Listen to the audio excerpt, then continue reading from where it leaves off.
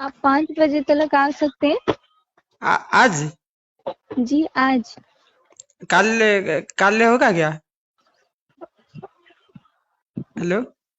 ये सर हो सकता है, मगर आपका टाइम 5 बजे तक है ना, इसीलिए मैं बोली। 5 बजे? आज 5 बजे कौन जो मुझे कौन आई ओडिया जो। जी हेलो। सर। कौन आई? मतलब? मुझे ओडिया बुझी पारछंती कि टिके? नहीं सर, आप कौन सी लैंग्वेज में बोल रहे हैं, मुझे समझ में नहीं आ रहा है। मुझे जो कौन माल आई जी? हेलो। हेलो। हेलो। मुझे कौन आया, मैंने कौन आया है? आपका मोटर गाड़ी आया हुआ है। आपको हाँ 5 बजे दोलमुंडी में आना है सर। हाँ। आप फिर मुझसे कांटेक्ट करिएगा। ठीक है। मेरे मामू अभी क्या जाएंगे।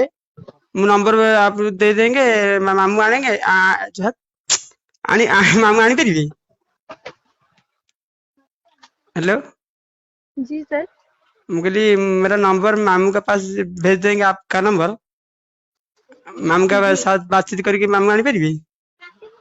मामा कैसे ला सकते हैं सर? आपका तो नंबर है ना, तो आपको ही मिलेगा। मामा कैसे ले सकते हैं? मैं जाएंगे। मैंने जाना है। ମୁଁ ଯିବାକୁ ପଡିବ, ମତେ ଯିବାକୁ ପଡିବ। जी सर, आपको ही आना पड़ेगा। कौन आई दो कौन नहीं। मिछ कथा काले आप झूठ झूठ बात करेंगे। हम ऑटो खर्च कर जाएंगे, पुणी पुणी फेर के आएंगे। हेलो। ओके सर, आपकी मर्जी, आप जो कर सकते हैं। कौन आप फोन कले पुणी आप मर्जी करनी कौन? हेलो।